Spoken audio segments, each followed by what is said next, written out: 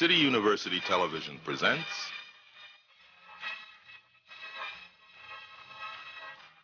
the American Theater Wing Seminars.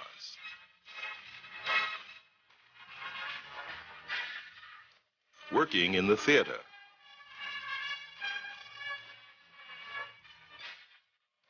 This seminar, performance.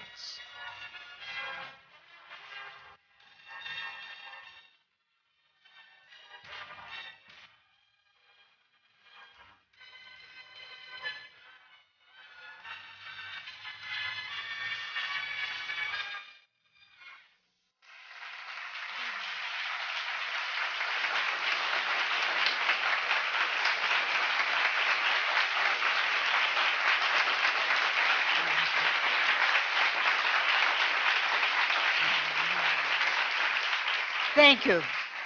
I'm Isabel Stevenson. I'm president of the American Theater Wing, and these seminars are coming to you from the City University Graduate Center of New York, located on 42nd Street, the heart of Times Square, where the theater, the off-Broadway theater, the on-Broadway theater, and the off-Broadway theater all come together. The wing, you know, created the Tony Awards, the most coveted award in the American theater. But the American Theater Wing stands for a great deal more than that. For example, these seminars are an outgrowth of the Wing School, where Harold Prince taught, and Hal Linden and Robert Prosky and Pat Hingle all learned.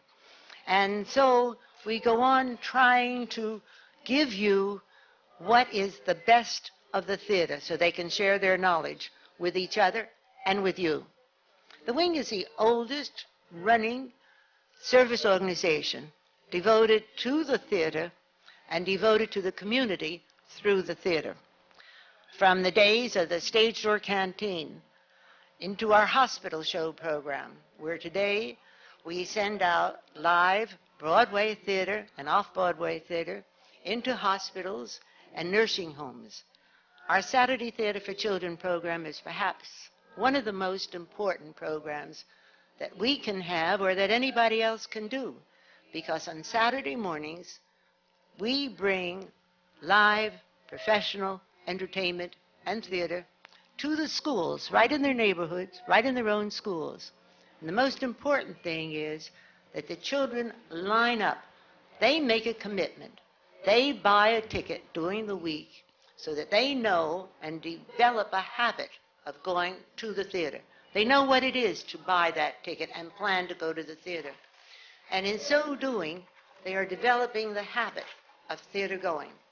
They're also becoming a discriminate audience, which I think is extremely important, because the audience then will go to the theater for what they know is good, not because of a review and not because it's just an anniversary going occasion or a birthday. They need to go to the theater, and there is nothing that can give us as much enjoyment and satisfaction as a live theater. I would like to introduce our co-moderators to you. Jean Dalrymple, who is a member of the board of directors of the American Theater Wing, is a producer, an author, a playwright, and I think there isn't any part of the theater that Jean has not been involved in or that can know what to do with and when. And George White,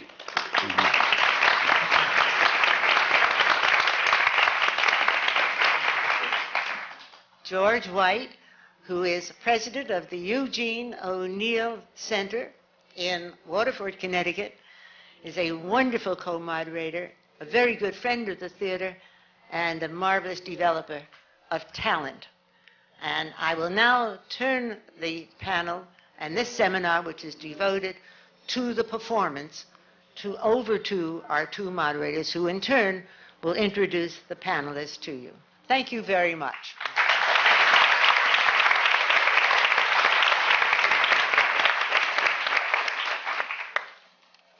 Well, down on the end, to my far left, is a very lovely girl. Her name is Swoosie Kurtz. And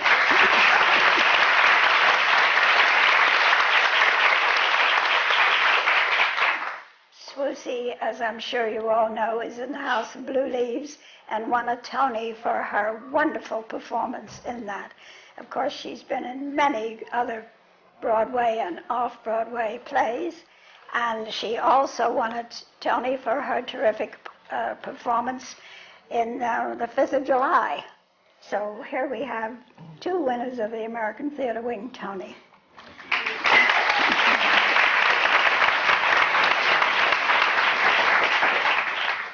Next to her is Vondie Curtis-Hall, whom I saw some time ago in a marvelous production at the American Place Theatre in Williams and Walker, the story of the two great black men who first came to big time in vaudeville and in the great Ziegfeld Follies.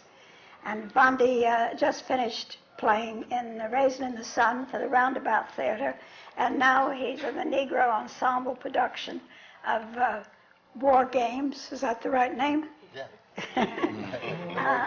And that opens very soon, as a matter of fact. The War Party. The War, that's right. I thought it was wrong when I said it. The Leslie War would Party, joke. you and I. War Game, no. That one. The War Party, and when does it open? It opens November 5th. We start Yes. previews tomorrow night, actually. Oh, good.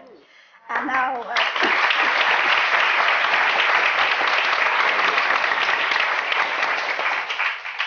and this lovely person certainly needs no introduction. You all know who she is. Her name is Jean Stapleton, but of course she's been...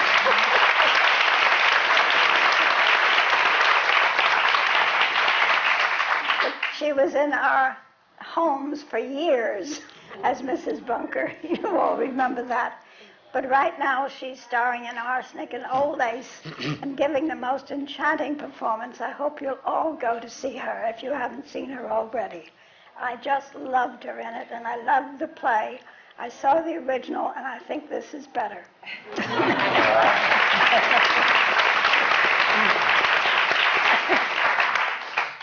Next to Isabel, and on my far right, is Loretta Swit,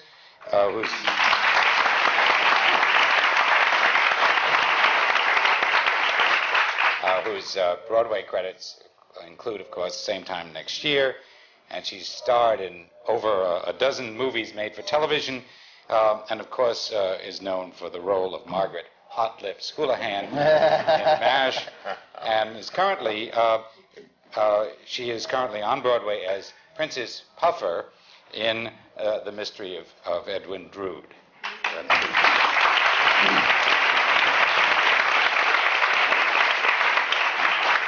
On my immediate right is this distinguished gentleman, an author and a director, Ossie Davis.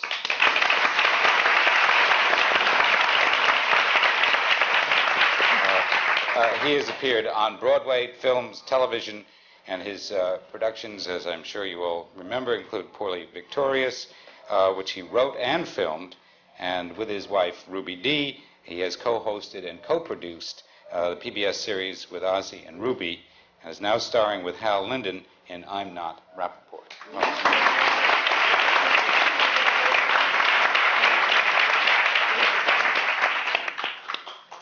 I think that we usually start by asking someone, and I think I'll start with you, if you don't mind, how you began, what your training was, how you really had the idea of going into the theater, and what you did about it. Going way back to the beginning? Yeah. Well, okay. I always wanted to be a dancer. I wanted to be a ballerina. Prima ballerina, of course. But when I went to high school, there was a wonderful, wonderful teacher there, as there probably is here, some person who lights the fire for you. And it was a man named John Ingle for me in California. And I got into his drama class, and I started doing a couple of scenes for student actors, you know, those little books that you get. And I did a couple, and it just, something happened. It made me feel important. It gave me an identity. And also, I realized it was something I did well. You know, it's like, you don't like to play tennis if you're a bad tennis player, you know. You don't like to play poker if you like a game if you're good at it, you know.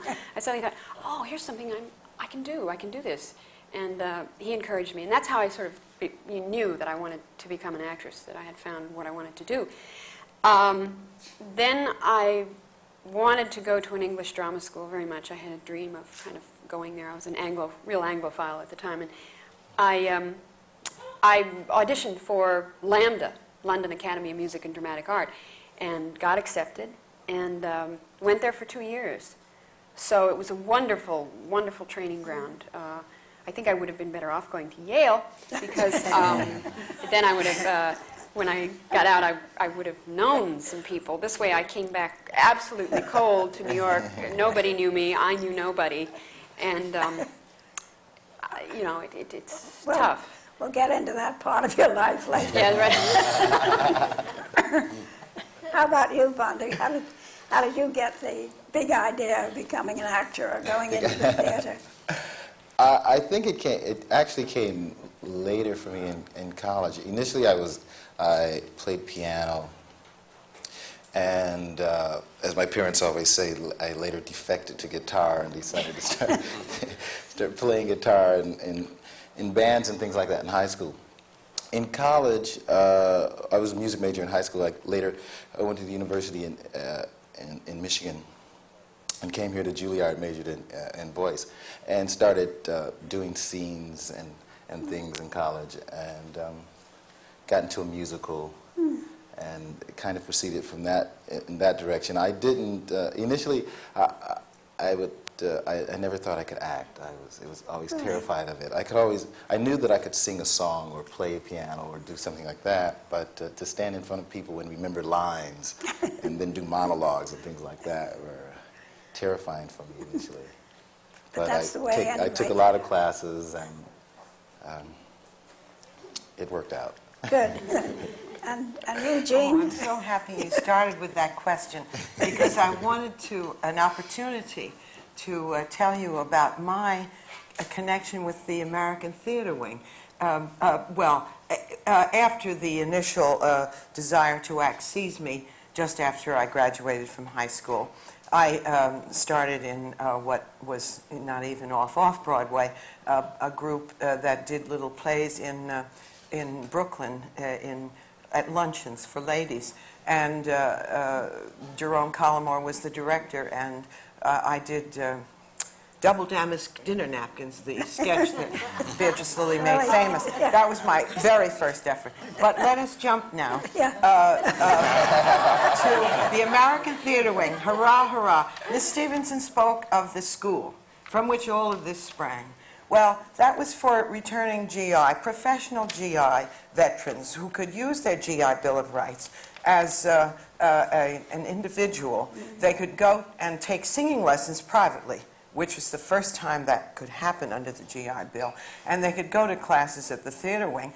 And there were very few whacks or waves who were returning professional actresses. So they asked for volunteer actresses. So that was my chance. And I went to classes at the American Theater Wing. And it's the major part, along with Pat Hingle and the others you mentioned. I hope you'll put my name on that list. I will. But I had the most wonderful instruction from a man named Peter Fry, who went on to Israel and became a very prominent director there, and from Joseph Anthony, and from William Hanson. And I took dance classes at the theater wing. And then Bunny Wallen became the director of the music department, and I became Madeline Wallen. And then they took me on the staff of the music department. And I then was able to make a little money, which we all needed. And I in turn went out to these private lessons of all the great teachers and less than great teachers in New York City, where, and I was the liaison between the theater wing and the music lesson. Oh, that's wonderful. The theater wing is a very important part of my life and my training. It kept me going, and it taught me, and I'm so grateful to be back here with the American Theater Wing. Thank you very much. Wonderful.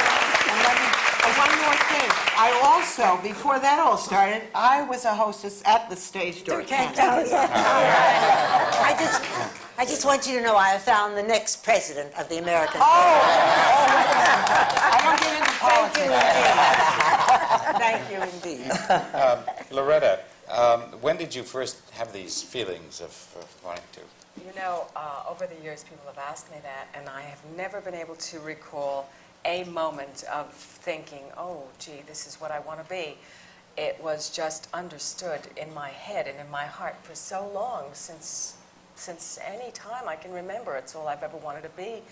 As soon as I could walk, I was dancing. I probably ruined my feet. To this day, I have to take 2 different size shoes because I crippled myself when I was very young. I started singing when I was very young, and my parents thought this was kind of charming and cute and wonderful when I was very young.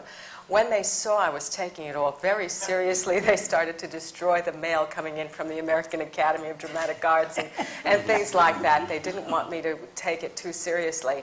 So they stopped my dance classes, and so being very enterprising at the age of 12, I approached my teacher and asked her whether I could teach the very, very young toddlers on Saturday mornings, and in turn, could she give me some free classes? So I continued my dance studies, and then I had left home when I graduated, and my mother and I joke about it now. She flung her body across the door, announcing that I was killing her and my father and my brother and my whole family. And so it's nice, though, when you can look back and laugh at it together, and she's obviously very proud of me today.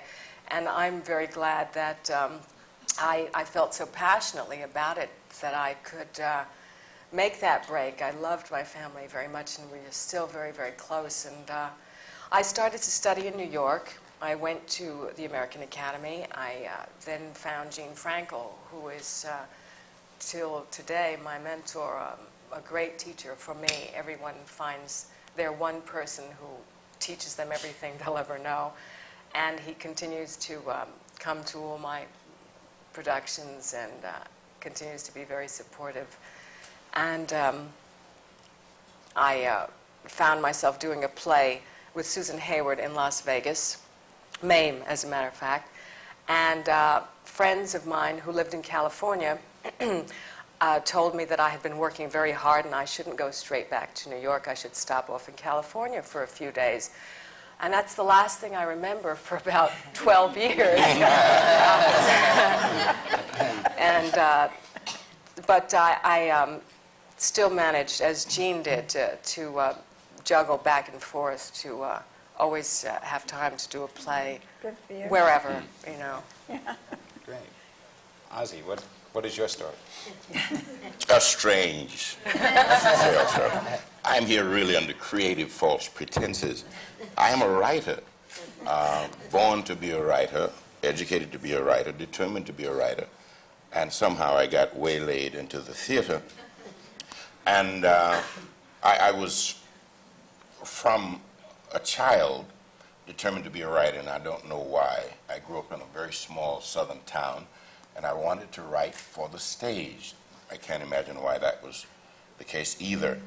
But when I landed at Howard University in Washington, D.C., one of my instructors, Dr. Arlene Leroy Locke, when I confessed that I wanted to be a writer, detected in my accent that I might have come from a place where theater was not as prolific as others, asked me if I'd ever been in the theater, and I said, of course, I've seen the cowboy pictures. And he said, no.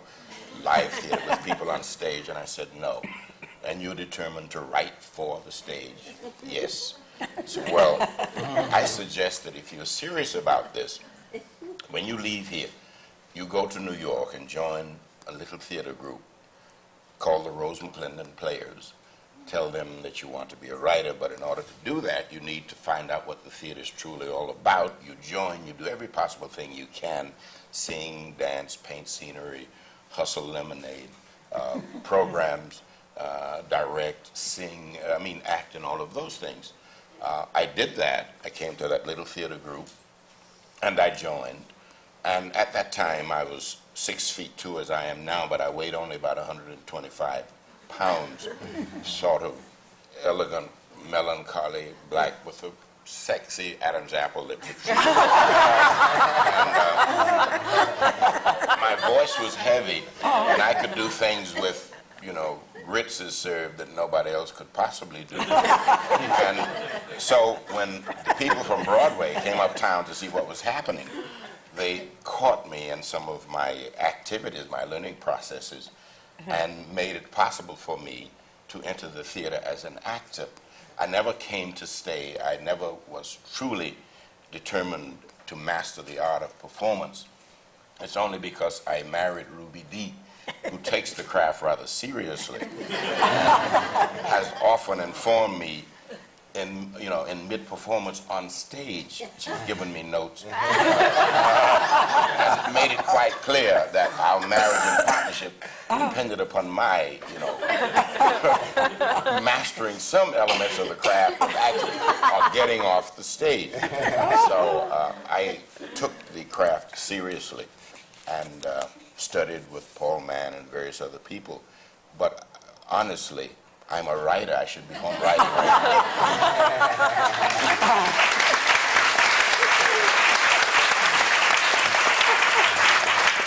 now. You learned your craft through terror. Terror. That's true. Okay, fair enough. Yes. Well, Swoosie, since we started with you, and I said we'll get back to that, how did you get your first job? How did you become a pro? Well, I'm sure you've all heard of the Theater Communications Group, TCG. Oh, yes. Yeah.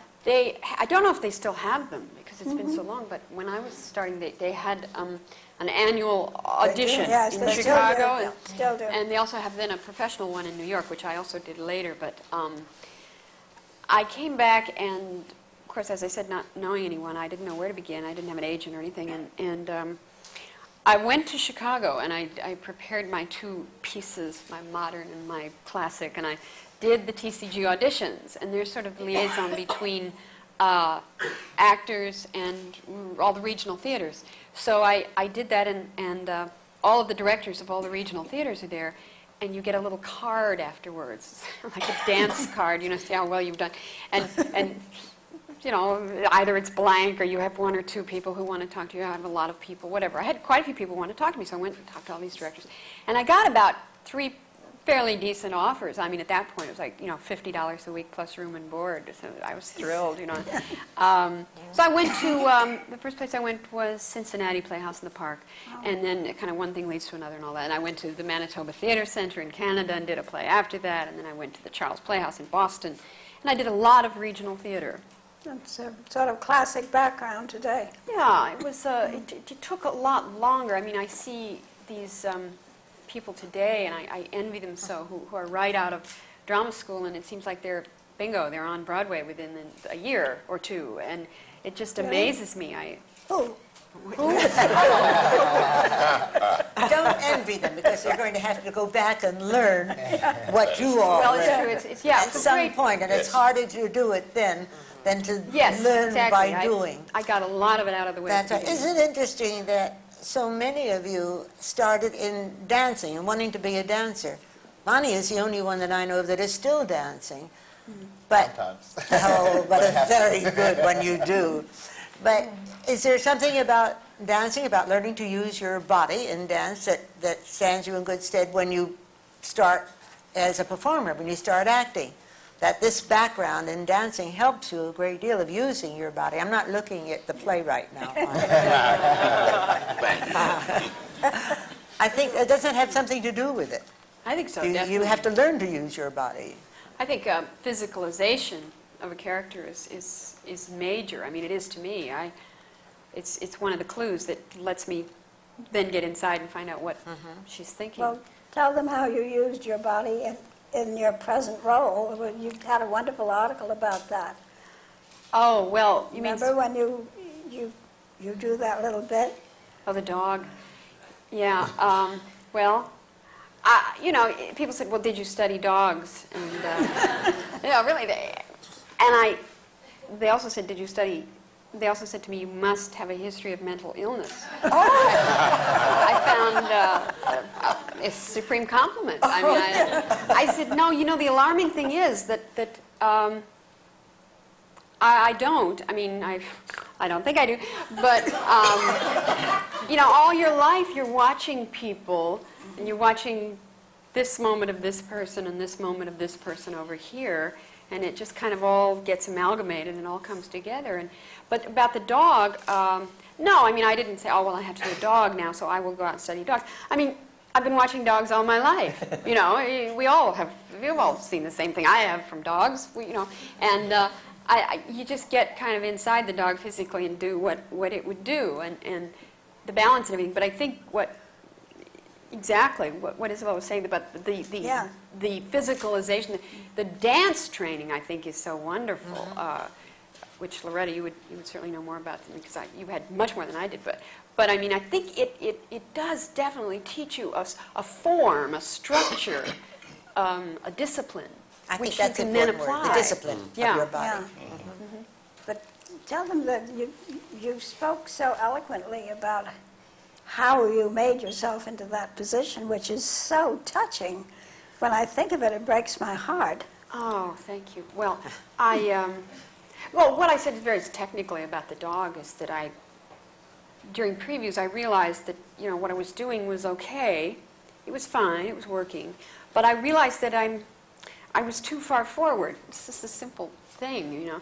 And I realized that dogs, when they get up, you know, they're back like this, aren't they? I mean, because they're trying to, and something about the way they're built as opposed to the way we're built makes them, instead of being here, they're here. You know, is that what you meant? Yes. Yeah. I mean, it still touches me when I see her do it's it. the difference between being good, you know, between it being okay and between great. It having real. Oh, well, thank you. Great. But authentic or whatever. How did you do your, About, well, what Swoosie said is fascinating. And I agree with all of that physicalization. When I was doing Agnes Gooch and Mame, Gene Sachs talked to me about an aunt of his who sniffed. She just kind of sniffed at various strange places, sometimes to punctuate certain sentences. And so we kind of adapted that, and also a little bit of a pigeon thing.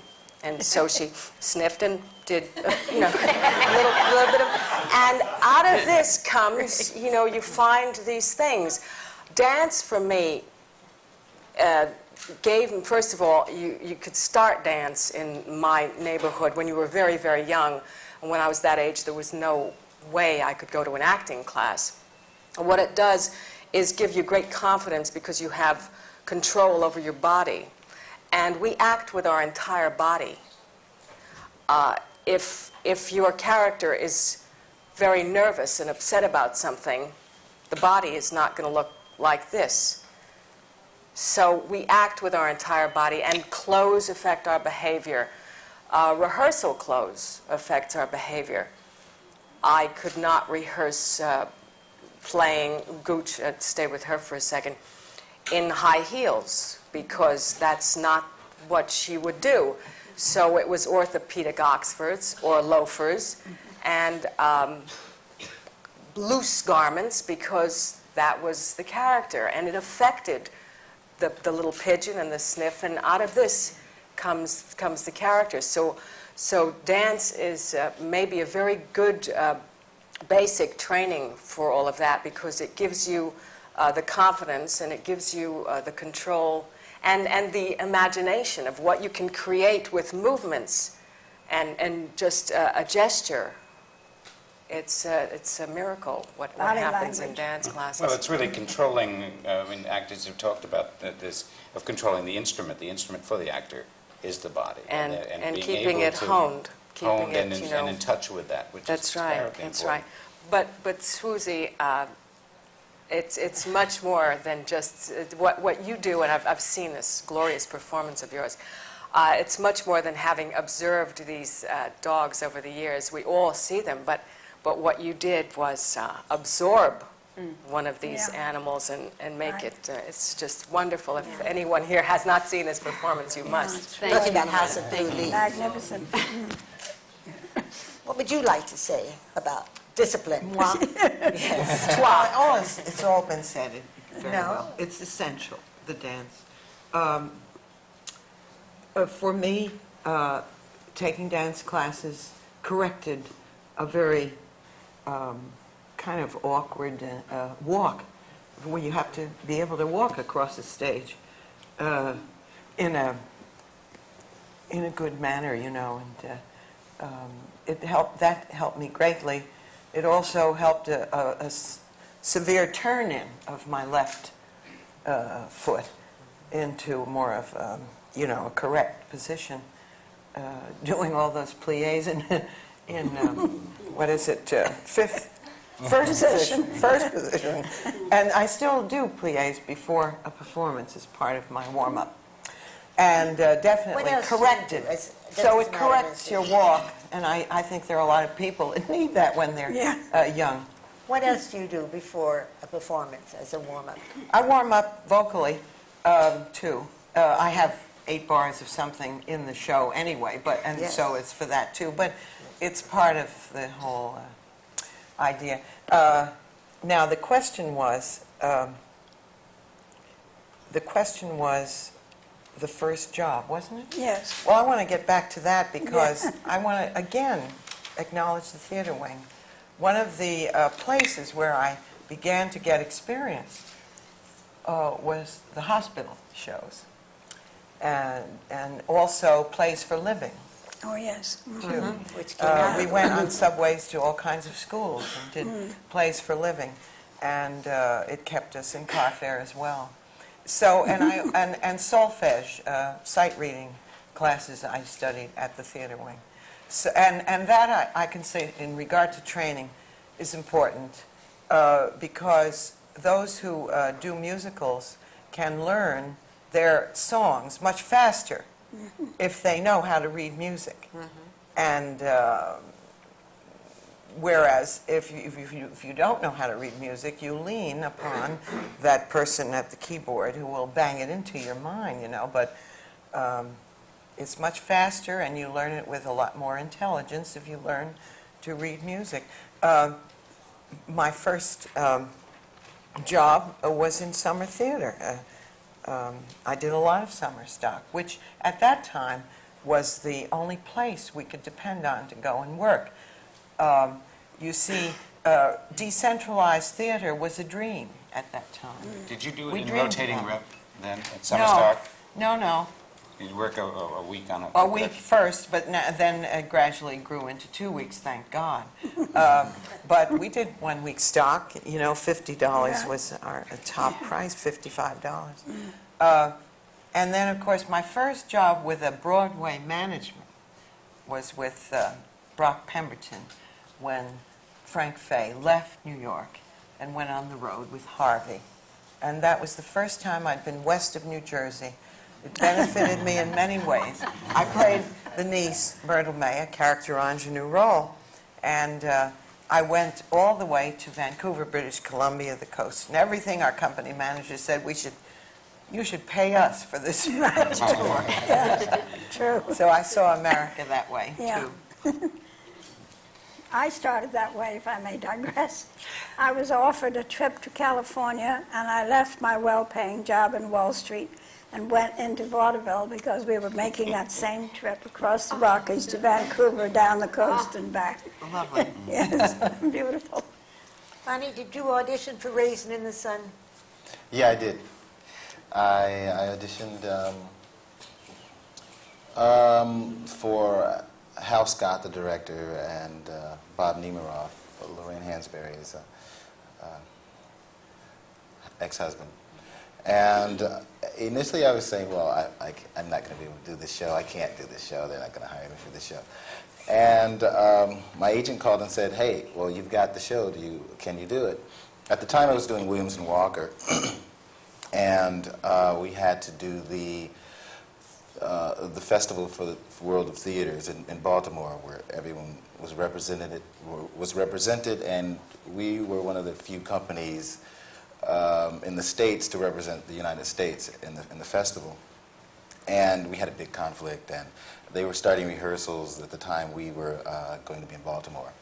And Hal was very adamant about having me there for rehearsals, for the beginning of rehearsals, because everyone had to be there, and this is how it has to be. And finally, we worked everything out, and I did the show, and it was just, I had always wanted to do Raisin because, or I should say A Raisin in the Sun rather than Raisin, which was the musical, because I think it was one of our great black plays, and also to work at the Roundabout, which is of course a great theater. So I was very happy to do it, and yeah, I auditioned a couple of times. I came in for callbacks, and I was freaking out, and they said you have to do the African accent. So I worked with a Nigerian, a professor from a university in Lagos.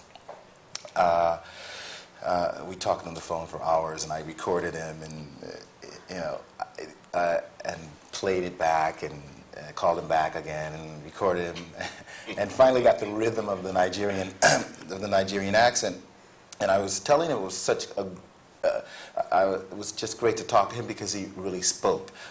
I had to do a play with a Jamaican accent before, and I worked with someone, and the guy, I would ask him questions, he would answer with a couple words, yeah. No. It's kind of difficult to get the rhythm of the language, the lilt with it. So. Did any of the others here have to learn accents? I've always been fascinated by that wonderful ability to pick up an accent and do it as though you were born that way. Yeah, did you? It was required of me that I go the other way. Yeah. I came with an accent. So, no, I had to study standard classic English to put the G's on the, all the things like that. And, but I've had some experience with the African accent, having directed 2 films in Nigeria, spending quite a lot of time there, and listening to the speech. It's a beautiful speech. I'm a product of a non-traditional theatrical tradition, and though Ruben and I get a lot of credit for being on Broadway and in Hollywood, that's truly not what we have done. What we were forced to do for economic reasons was to find that there was an audience to whom nobody was paying too much attention in those days, black community, and that if we went to that community and provided them from their experience and that literature, entertainment, that they would pay.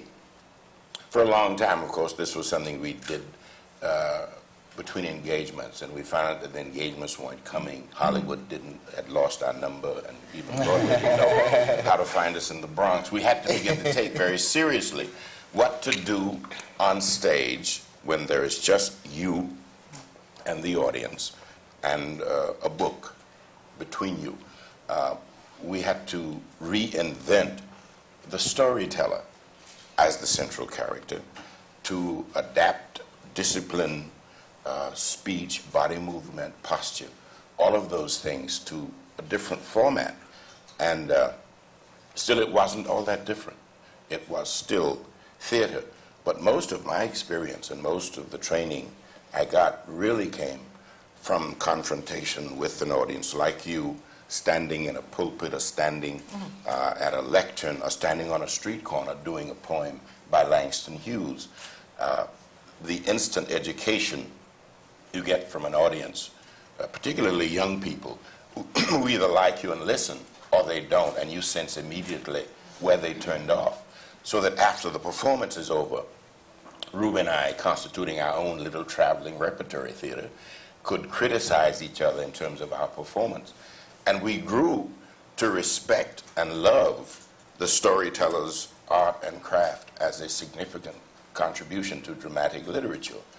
And to the degree that I am an actor at all, and Ruby still questions it sometimes. The experience and the things that taught me most of all were came from those opportunities to perform in a non-traditional medium.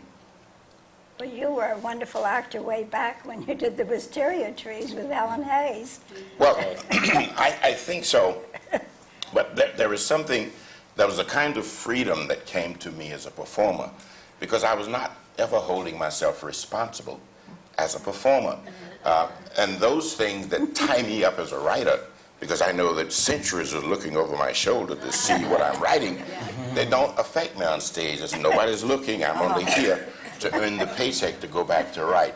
So I'm free, and out of that freedom grew many wonderful things as a performer under the guiding hand, once again, of Ruby Dee. And I have learned to depend on the kindness of strangers and all kinds of cases. But working in Wisteria Trees with a man like Josh Logan, who comes from the South, and I came from the South, and the challenge of Wisteria Trees was how to do a Southern fried French accent. And being taught by Josh Logan, who had had that experience, and being able to respond from my own command of the Southern dialect and the Southern language, it gave me, once again, a certain freedom and authority that I didn't have as an actor necessarily, but it grew out of my own experience. And working with people like Helen Hayes, Kent Smith, and others, and watching what they did and how they did it, and analyzing their performances, and asking myself questions as to how did they achieve that particular effect with such a minimum of activity. Just watching, being in those companies, acting on stage itself was a great education. Well, isn't that really, I throw this open to the whole group, isn't that was originally the way anybody learned in the old days? You really got on the stage and you did it. If you worked in Booth's company, I know Cornelia Otis Skinner once said that her father really learned to act by working, daily, first as in the old spear-carrying tradition, and then moving up role by role in the theater, and just doing it that way, rather than the formalized training that goes on at Lambda or Yale or the theater wing even. I wonder if that's even possible today. I don't think it is. I don't think we'd have the repertory theaters. I think you're I don't think it would be desirable even. Well, that's an interesting point. Yes. Whether it I agree with you. But one of the things that happens in England, though, is that most of the young people, or even established people, can work with people that are so good that they can learn from them, and so they constantly go back into a company just to be there, just to be working so that they can learn. And I think the one word that's come out of here is learning. It's very important to learn, and you never stop learning in the theater. And I think these seminars are part of that, of learning, learning about each other's trade. Yes? Well, my thought is, too, that the advantage of classes, acting classes, study of acting, not only gives us knowledge of the craft, an opportunity to exercise it, but it also enables us to learn more when we're watching or performing with others. Our perception is deepened because we've been to class, right? Right, and we see things differently. That's what I was trying to say about your absorbing the dog. I think that everybody sees dogs and cats every day, but actors begin to look at them differently and absorb them in a different way. Ossie said something interesting about learning from the audience. When I first found myself in California, I joined a workshop company called Words and Music, and we rehearsed and performed for 10 days musical comedies, and then we took them on the road to hospitals and, in some cases, prisons, and performed for shut-ins. And we called ourselves Words and Music because we took words and music out to the people who could not come in to see us. And I did The Apple Tree at the Sybil Brand prison for women. I had a captive audience, you might say. But what we learned from that was this audience had no responsibility to behave any which way except if they felt like it, and if we held their attention, if they enjoyed what we were doing, if they agreed with what the performers were saying or the author was saying, we knew immediately they did not behave the way audiences behave. And it was an exciting adventure. It was a real learning experience, and we did it several weekends. And I learned so much from this audience. And when I was rehearsing Drood, I said the same thing to Wilfred Leach. He said, how do you feel? It was 2 weeks into rehearsing, and I was about to open. I said, I think I'm all right. He said, you need an audience, right? I said, yes. He said, I need for them to tell me now where to take certain things. Yes. And in my case, my character talks to the audience and flirts with the audience a great deal. And so I really needed to start doing that to find out what I was all about. So the audience is an absolutely integral part of what yes. each of us do. We have to know from them everything. I think both you and Jean were fortunate that when you did television for so long, you did it for an audience. And I think that Retta didn't. I did not. My crew was the audience. But when the camera would shake from the camera operators laughing at yes. what I was doing, that was a great clue. I was on to something really big. Because I remember they used to say there was so much laughter on the set. Yes, we had a good time. We also had we had a wonderful schedule. We shot for 6 months, and then we were off for 6 months, and that's, in fact, when I came to New York to do same time next year. So we were able to do so many other things. You spoke of that type of performance that grows out of throwing the actor into the situation and letting the actor pick up whatever information he or she can. And I'm luckily the product of two different traditions. The older tradition into which I came when I did Jeb and then toured with Anna LaCasta and various other things. I suppose it's almost the tradition of the town crier. You get the line and you say it loud and clear upon the cue. And you deliver your cue and you move where the director tells you to move. It is to some degree theater from the outside. And there is a lot of exciting things that happen when you attack the part from the outside, or when the whole thing takes place without too much introspection and too much thought. But in 1954, Rube and I were invited to join a production of The World of Sholem Aleichem, which was produced by Howard Da Silva and Arnold Pearl, and it had Morris Konofsky and Phoebe Brand, and people who were intimate with a totally different form of acting, a totally different concept of theater. And we were glad to learn from them of some of the interior things that we should concern ourselves about, of the connection between acting as a craft and the tradition out of which it came. So that we had the advantage of being the town crier type of actor, and then learning to adopt and to adapt to what is roughly called the method, where the interior is explored, what you feel, what you think, the beats getting from one to the other, being true to what your feelings, establishing the basis of those feelings. And I think our theater in this country has also profited and been enriched by taking under its wings those other concepts, some of which originated in other places, so that in addition to having the objective, straightforward, sort of one-dimensional presentation, we also have thoughts and feelings and subjective moods as a part of what, as a performer, we can provide to the audience. Well, That's that's- wonderful if you can communicate that. Yes. So many of them keep it for themselves, it seems to me. Well, doesn't that, and I would say this to you, Jean, and also refer to Swoosie, doesn't that come in a different kind of training? Here is Swoosie has gone to Lambda, but also is aware of the training that goes on in this country. Yes. And I think the British tradition of training, perhaps, well, I don't know, everybody has become almost slavish about the British theater, which annoys me, frankly, a little bit.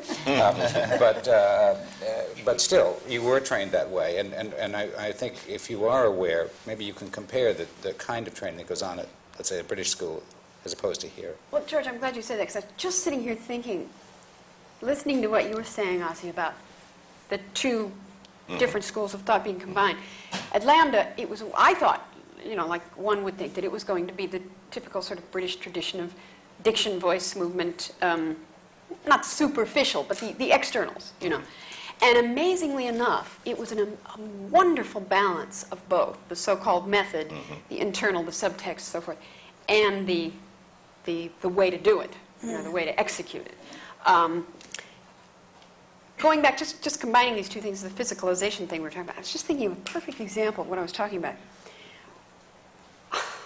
I have to tell you, I'm not a big believer in acting classes or acting teachers that purport the let's sit around and think and feel about how I felt when I was 4 years old and my dog was run over. I mean, that has its place, but it doesn't communicate anything. Right. Exactly. If the tree falls in the forest, if no one hears it, is it a noise? Well, unless you are ready to ping that out to an audience, it's useless. Right. You're not going to be paid to sit around and have people watch you think about how you felt when your doggy was killed. So you got to figure out a way to get it out. We were doing, I can't remember what play it was, but Michael McCown, who headed up Lambda at the time, brilliant man, now passed from us, but wonderful man. He was directing us, and there was a point at which this actress had to go over to this man in the play and hit him really hard, just slug him. And we were in like the third week of rehearsal, and every time she'd come to this moment, she'd give her speech leading up to it, and then she'd say, oh, and this is where I slug him. And, we all, when is she going to do it, And the director Michael would keep saying, oh, have a go, love, have a go, just plunge in, because they're all, have a go, see how it feels. Well, finally, he said, all right, the moment of truth has come. We don't have too much more time here. May I suggest something to you? She kept saying, I just don't feel it yet. I haven't built up to that point yet where I'm ready to really, I don't feel it. And he said, I'll tell you what, don't worry about it, okay? Do the speech, however you want to do the speech, and then totally technically walk over to him and hit him or his, shoulder, whatever we're doing. Just as hard as you can, as a purely physical act. That's all. No meaning behind it, don't think about it, nothing. Just haul off and hit him. Well, it was amazing what happened. She did it. And by the mere physical act of doing that, she was suddenly bingo at that point where she was ready to hit him, But if we had waited around, we'd still be there waiting for her to work out her feelings. And sometimes that's when we were like working backwards. By hitting him, then she got, oh, that's what I should feel like for him. It was great. That's Wonderful explanation. Yeah, it's a great lesson.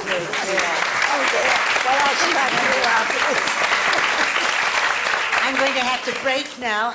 Once again, there's just not enough time.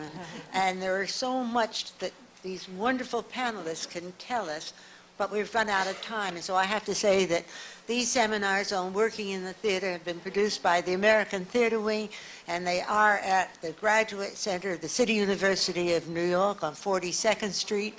And this seminar was on the performance.